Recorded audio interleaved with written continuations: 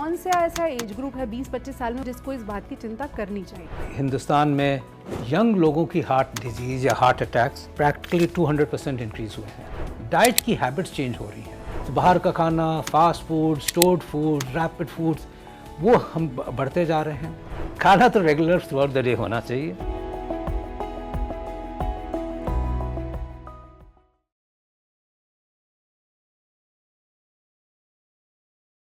आपके मन में भी ऐसे सवाल आते होंगे कि 20 साल 25 साल की उम्र में कहीं मुझे हार्ट अटैक तो नहीं आ जाएगा, मैं फिट हूँ फिर भी कहीं ये चिंता मुझे तो नहीं सताएगी। ऐसे जितने सवाल आपके मन में हैं उनके जवाबों के साथ आज हम हाजिर हैं। हमारे साथ हैं देश के जाने माने कार्डियोलॉजिस्ट डॉक्टर अशोक सेठ। जो सबसे बड़ा सवाल आजकल लोगों को लगता है कि 20-25 साल की उम्र में लोगों को ये चिंता सताने लगती है कि कहीं मैं हार्ट अटैक का विक्टिम तो नहीं हो जाऊँगा। सुपूजा, वैसे भी हिंदुस्तान में पिछले 20 सालों में यंग लोगों की हार्ट डिजीज़ या हार्ट अटैक्स प्रैक्टिकली 200% इंक्रीज़ हुए हैं। और हिंदुस्तान में जो हार्ट अटैक्स हो रहे हैं वो 10 से 15 साल कम उम्र में हो रहे हैं कंपेयर टू द वेस्ट। अब तो हम देखते हैं कि 25% हार्ट अटैक है, 20% हार्ट अटैक्स तो 40 साल की कम उम्र में हो रहे हैं, विच इज़ जो वेस्ट में देखा ही नहीं जाता है। 50% डेथ्स जो हार्ट अटैक की हो रही हैं हिंदुस्तान और हमारे इस रीजन से हो रही हैं। 20% डेथ्स फ्रॉम हार्ट अटैक तो हिंदुस्तान से होती है। I think number 1 cause of killer है in India. In India number 1 cause of killer both in men and women, दोनों में, इन वुमेन ऑल्सो। तो ये इम्पॉर्टेंट है कि हम एज इंडियंस हैं प्री डिस्पोज, क्योंकि हमारे पास वही रिस्क फैक्टर्स हैं। हर रिस्क फैक्टर जो हार्ट डिजीज़ करता है हमारे में ज़्यादा है, सारे हैं। डायबिटीज़, वर्ल्ड का कैपिटल डायबिटीज़ हिंदुस्तान है। High blood pressure, practically 1/3 of the population जो सब 40-50 साल से ऊपर उनको हाई ब्लड प्रेशर। बट सबसे भयभीत बात यही जो आपने पूछा कि यंगस्टर्स में क्या क्यों बढ़ रहा है।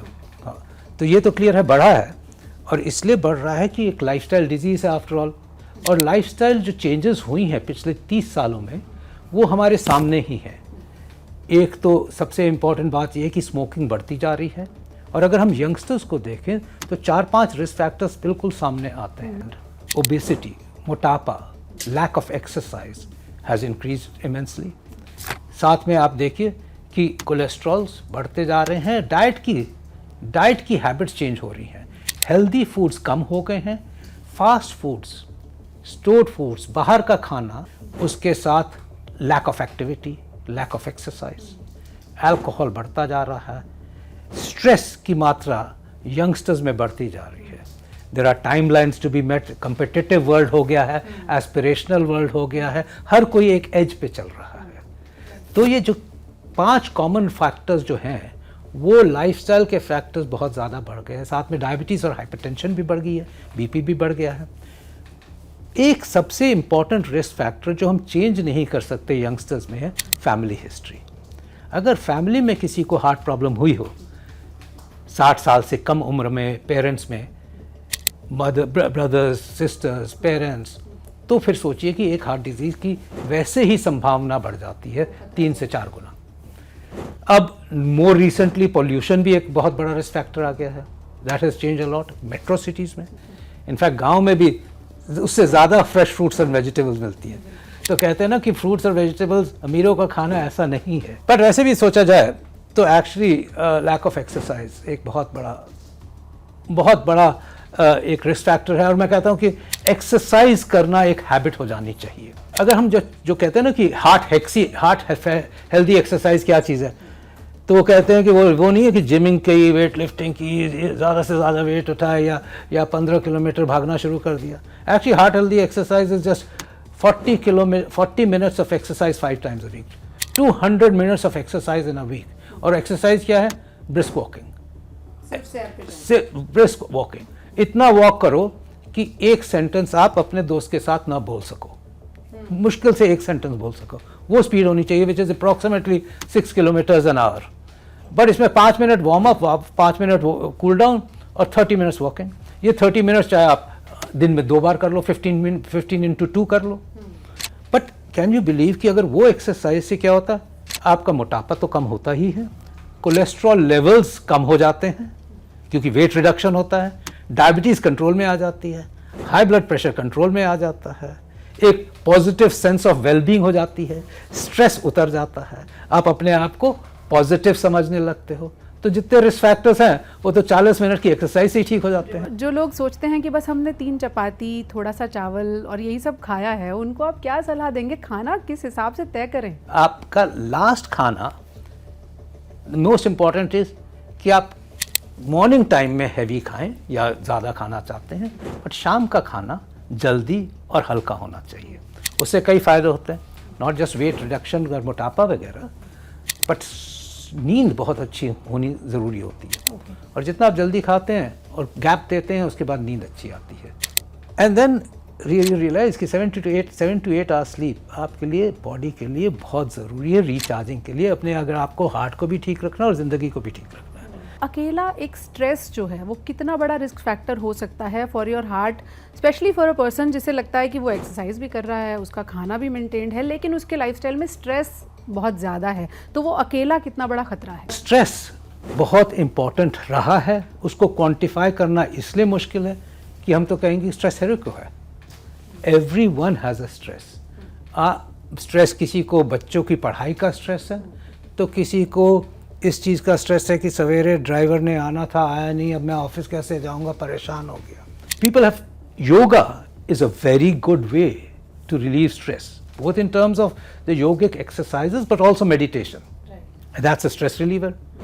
And also the biggest stress reliever is spirituality. तो एक सवाल ये बहुत आता है सर कि जेनेटिक्स कितना रोल प्ले कर रहे हैं आज की तारीख में, और लाइफस्टाइल फैक्टर्स कितने जिम्मेदार हैं लोगों की हार्ट डिजीज के? हमें पता है हिंदुस्तान में ट्राइग्लिसराइड्स बढ़े होते हैं, पेट, एब्डोमिनल ओबेसिटी कहते हैं, पेट का मोटापा ज़्यादा होता है, शुगर्स एबनॉर्मल होती हैं, और ये सिंड्रोम एक्स एक जेनेटिक फैक्टर है जो बड़े सालों से ट्रांसमिट होकर आया है। तो ये एक इंपॉर्टेंट रिस्क फैक्टर माना जाता है, बट नॉट इनवेरिएबल। हमारे लाइफस्टाइल जो चेंज हुई है, डेफिनेटली मल्टीपल फैक्टर्स जो आए हैं, वो सबसे ज़्यादा उन्होंने नुकसान किया। तो हम कहते हैं ना कि वी आर प्री डिस्पोज, हमारे जेनेटिक्स हैं। It's not the genetics, it's also कि हमारे कॉमन रिस्क फैक्टर्स जो होते हैं, डायबिटीज़, हाइपरटेंशन, वो इतने ज़्यादा एग्जिस्ट कर रहे हैं, बट उनकी न जाँच हो रही है न पता चल रहा है। And that also includes cholesterols, LDL cholesterol, specially triglycerides. तो जब हम कहते हैं कि ये हमारे तो किस्मत में है, तो एक्चुअली किस्मत में नहीं है। ये कॉमन रिस्क फैक्टर्स हम डायग्नोज ही नहीं कर रहे हैं, बिकॉज वो एसिम्प्टोमेटिक होते हैं, लोगों को पता ही नहीं चलता कि हाई बीपी चल रहा है। एक जनरल प्रैक्टिशनर के पास ज़िंदगी में जाके बीपी चेक कराना है, एक को डायबिटीज़, एक शुगर का चेक करना, एक कोलेस्ट्रॉल का चेक करना। 25 साल की एज पे तो हर आदमी को, हर मेल पर्सन को ये एक बार टेस्ट करा लेने चाहिए। And this frequency only increases जबकि कोई एक एबनॉर्मेलिटी निकले रिस्क फैक्टर की। हम नहीं चाहते कि बीपी कम हो जाए, बिकॉज फॉल्स भी होती हैं कई चीज़, so risk versus benefits change हो जाते हैं, that is all. But BP check कराना, और बीपी का भी चेक कराने का ये नहीं है कि एक बार बीपी चेक कराया और कहा कि हाई है तो उसी से परेशान हो गए। जिन लोगों का यूजुअली हाई रहता है, उनको अपने बीपी को कंट्रोल में करने के कुछ क्विक टिप्स बता सकते हैं? वेट रिडक्शन वेरी इंपॉर्टेंट, उससे ब्लड प्रेशर 5 से 10 मिलीमीटर कम हो सकता है। आप समझ रहे हैं मोटापा कितना बड़ा परेशानी है। अल्कोहल, जो एक्सेसिव अल्कोहल लेते हैं, हाई बीपी हो जाता है। Alcohol come in mild small quantities and occasionally, उससे ब्लड प्रेशर 10 मिलीमीटर ड्रॉप हो जाता है। Fourth of course is medications and stress relief. Fourth is stress relief, कि आप किसी तरह से अपने को रिलीव करें स्ट्रेसेस से। Relaxation, mental relaxation, meditation, yoga, exercise, all this will get your blood pressure down. And finally, of course, even then, we say कि finally the drugs, medicines are important and have to be taken regularly for those जिनका हमेशा high blood pressure diagnosed हो। जो लोग पीने वाले हैं वो अपने हिसाब से कम और ज़्यादा का हिसाब लगा लेते हैं। स्मॉल अमाउंट, कम क्वांटिटी कैसे डिफाइन की जाए? हम हमेशा ये कहते हैं कि बॉडी हैबिट्स पे डिपेंड करता है, कितने आप बड़े हो, कितना आपका अल्कोहल की मेजर भी उसी पे डिपेंड करती है। कि अगर आप ज़्यादा बड़े हो, जैसे वेस्ट के सब लोग 6 फुटे हैं, तो उनको कम नुकसान होता है। हिंदुस्तान में अगर कहें तो 1 to 2 small pegs. Obviously addiction नहीं होना चाहिए। Heart disease, excess alcohol affects heart, spoils heart, decreases pumping, creates heart attack, creates obesity, मोटापा करता है, डायबिटीज़ करता है, it's wasteful calories and therefore उसका कोई सेंस ही नहीं है। apart from destroying your life also. जो लोग बहुत सुपर फिट अपने आप को सो कॉल्ड समझते हैं, जिम जा रहे हैं, हैवी एक्सरसाइज कर रहे हैं, उनके वीडियोस हम देख रहे हैं कि जिम में हार्ट अटैक, उसको आप किस तरह से देखते हैं? लोग सोचते हैं कि जिम जा रहे हैं, हैवी वेट लिफ्टिंग कर रहे हैं तो बड़े फिट थे। तो फर्स्ट क्वेश्चन लोग यही पूछते, वो तो बहुत फिट था, वो तो कितनी हैवी वेट लिफ्टिंग करता था, उसकी बॉडी देखी थी कैसी थी? मैंने आपको बताया था कि हार्ट हेल्दी एक्सरसाइज क्या होती है, जिससे कि हार्ट अटैक के रिस्क, और वही 40 मिनट की जो एक्सरसाइज में कह रहा था, उससे हार्ट अटैक का रिस्क 25% कम हो जाता है। ओके, ठीक है। बट ये जो एक्सरसाइज है, दिस इज डिफरेंट। ये है body building, this is gymming, this is to look good. आप इससे वेट रिडक्शन कर सकते हैं, आप मसल बिल्ड कर सकते हैं, but it is not heart friendly. अगर 30, 40, 50% की भी ब्लॉकेज है तो एक्सट्रीम एक्सरसाइज में वो सडनली क्लॉट बन सकता है, सडनली हार्ट अटैक हो सकता है, और 2%, 3% heart attack suddenly cardiac arrest में चले जाते हैं, उसी टाइम पे ख़त्म हो जाते हैं। और कुछ कंजेनिटल डिजीजेस होती हैं हार्ट की, इनफैक्ट जो कि वेल डायग्नोज होती हैं, जिनमें हम कहते हैं कि एक्सट्रीम एक्सरसाइजेज ना करो, सीवियर एक्सरसाइजेज, वेट लिफ्टिंग ना करो, बिकॉज उन कंडीशंस में, उन वेट लिफ्टिंग एक्सरसाइज से, और वाल्व की कंडीशंस होती हैं, वाल्व ख़राब हो जाते हैं, वाल्व नॉरआउट हो जाते हैं, उसमें एक्सट्रीम एक्सरसाइजेज हम कहते हैं कि नहीं करनी चाहिए। सबसे इम्पॉर्टेंट बात यह है कि कई पता ये एक्सट्रीम एक्सरसाइजेज जो जिम भी जा रहे होते हैं, दे आर एक्चुअली कहीं तो स्मोक भी कर रहे होते हैं, एंड दे डोंट फॉरगेट कि हेल्थ, वो कहते वो तो स्मोकर था बट एक्सरसाइज तो 2-2 ढाई घंटे करता था। Well that was the biggest disaster कि स्मोकर्स को वैसे ही क्लॉटिंग ज़्यादा होती है, एक्सट्रीम एक्सरसाइज से वैसे ही क्लॉटिंग ज़्यादा होती है। वो तो 2 रिस्क फैक्टर्स लेके चल रहा था हमेशा, और कहता और सर हाँ मैं तो फिट हूँ, मैं तो सिर्फ थोड़ी सिगरेट ही पीता हूँ, और तो बाकी तो मैं खाता भी अच्छा हूँ, एक्सरसाइज भी रोज़ करता हूँ, देखो कितना स्लिम हूँ। So that was one misnomer. And then the ones who go for gymming and bodybuilding and strength and looks are often on other products also, जो कि आप artificial supplements लेते हैं, जिनके कई हानिकारक उनके नुकसान बहुत हैं।